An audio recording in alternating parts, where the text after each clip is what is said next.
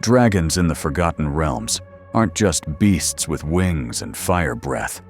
They're ancient forces of nature, living gods of fang and flame, mystery and might. From benevolent skyborn sages to apocalyptic engines of destruction, the dragons of Faerûn come in more flavors than a wizard's spice rack. These creatures are as complex as any nation or deity, each with personal goals, rivalries, and moral codes that can rival or surpass those of mortals. One red dragon might view itself as a tyrant king, while another sees its horde as a symbol of divine right. Their ambitions and philosophies are as varied as the realms they fly over, each harboring secrets, motives, and a deep connection to the very fabric of the world. Let's start with the two broadest categories, chromatic and metallic. These are the classic divisions, and trust me, if you meet one, you'll know what side of the moral spectrum they land on. But don't be fooled into thinking it's all black and white. Even among these categories, every dragon has its own code, its own quirks, and a legendary tale worth telling. Chromatic dragons are the evil ones. They're ruled by Tiamat, the five-headed goddess of evil dragons, and they come in 5 standard flavors: red, blue, green, black, and white. These dragons often dominate their surroundings, reshaping the land and terrorizing civilizations. They don't just rule with fear, they thrive on it. Red dragons are the biggest, baddest bullies of the bunch. They love treasure, volcanoes, and the sound of their own roars. Arrogant doesn't even begin to cover it. These guys think they invented the concept of apex predator. Their fiery breath can reduce fortresses to rubble, and they hoard gold like dragons hoard. Well, gold. Legends say some of the greatest vaults in the world are actually just red dragon lairs with better security. Blue dragons are desert tyrants. They command lightning, dig vast lairs beneath sand dunes, and manipulate people like chess pieces. They're cunning, calculating, and have a serious superiority complex. While reds might charge in, blues plot from the shadows, crafting elaborate schemes and ruling their desert empires with both elegance and brutality. Green dragons are the forest-dwelling psychopaths of the chromatics. They breathe poison, speak in riddles, and love psychological warfare. If one befriends you, check your drink and your dreams. They might toy with their victims for decades, manipulating families, dynasties, and entire forest kingdoms like a cruel puppeteer in a canopy of leaves. Black dragons are swamp dwellers with a taste for decay and destruction. They breathe acid and hate everything. Their hobbies include sulking, hoarding broken things, and turning ancient temples into personal garbage pits. Don't expect an epic speech from a black dragon. They'll just show up, melt your fortress, and decorate their lair with the ruins. White dragons are the smallest and least intelligent of the chromatics, but don't let that fool you. They're still dragons. They dwell in the coldest parts of the world, freeze their prey solid, and live like apex predators on ice. They're driven more by instinct than intellect, but their raw ferocity is unmatched. And let's be honest, there's something terrifying about a creature that kills you with the elegance of a blizzard. Now let's turn to the metallic dragons, followers of Bahamut, the platinum dragon, and paragon of justice. These dragons are generally good, but that doesn't mean they won't incinerate you if you deserve it. They often act as guardians, sages, and sometimes even deities in disguise. Their wisdom and power are tempered by compassion, but never mistake that for weakness. Gold dragons are the wise philosophers and mighty warriors of their kind. They breathe fire or weakening gas, live in ornate palaces, and can shapeshift to walk among mortals. Many pose as wandering sages or mysterious benefactors. They are obsessed with justice, truth, and harmony, often intervening in mortal affairs to nudge events toward a greater good. If a gold dragon appears in your life, your destiny might be shifting. Silver dragons are friendly, curious, and almost too trusting. They love humans, often living among them disguised as old men or women. Don't underestimate them, though. They can freeze you solid and drop a mountain on your head. Many adopt human families and spend generations protecting bloodlines, influencing history from the shadows with a silver-scaled smile. Bronze dragons adore warfare and strategy. They love coastal lairs, lightning breath, and stories about mortal conflicts.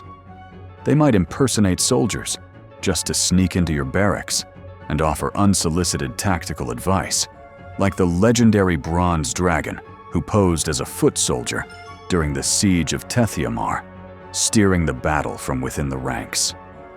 They seek to understand war, not for the violence, but for the nuance of leadership and valor. Some even serve as advisors to kings, never revealing their true identity. Brass dragons are chatty desert dwellers. They breathe fire or sleep gas and have a deep, pathological need to talk your ear off. If one corners you, get comfy.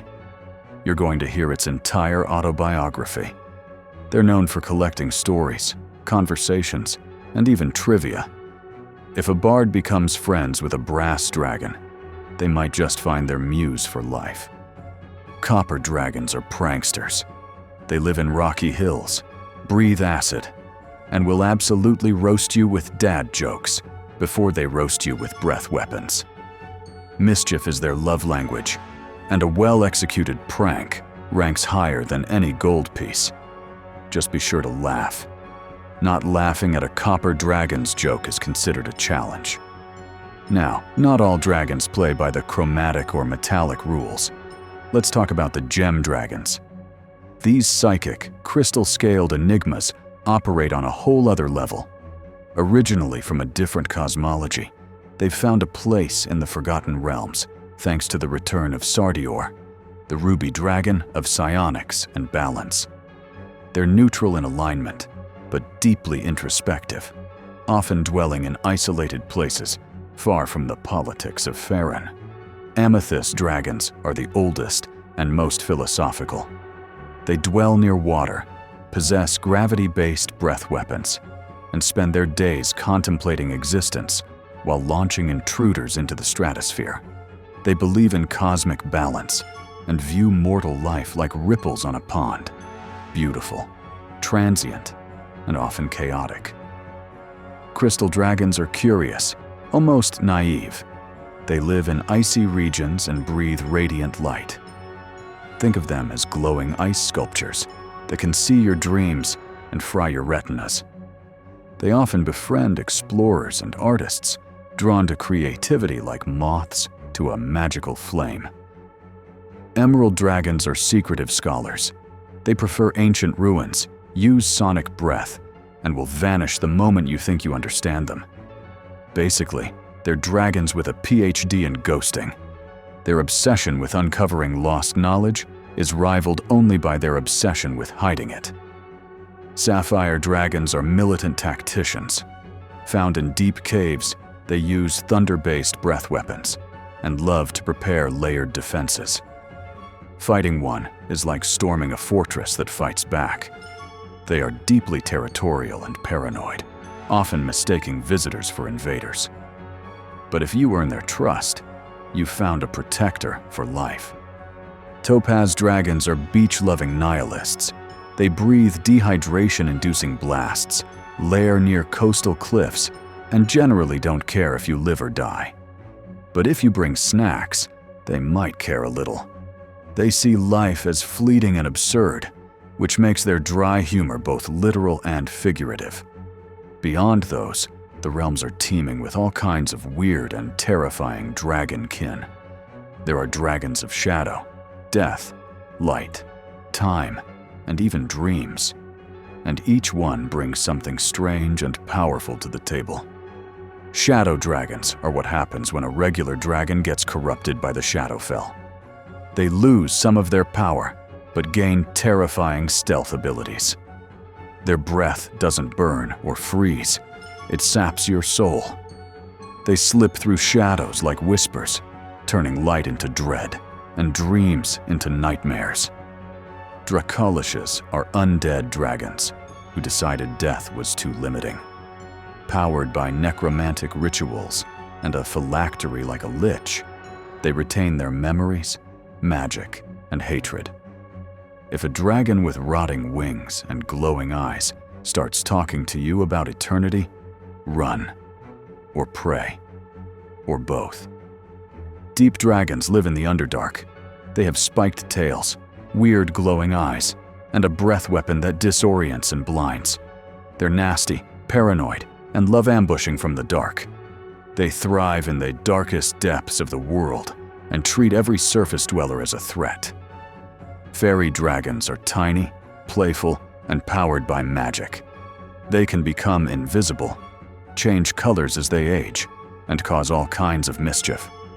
One fairy dragon can ruin your day. Ask the bard who woke up with pink hair, reversed gravity, and a talking sword for a week.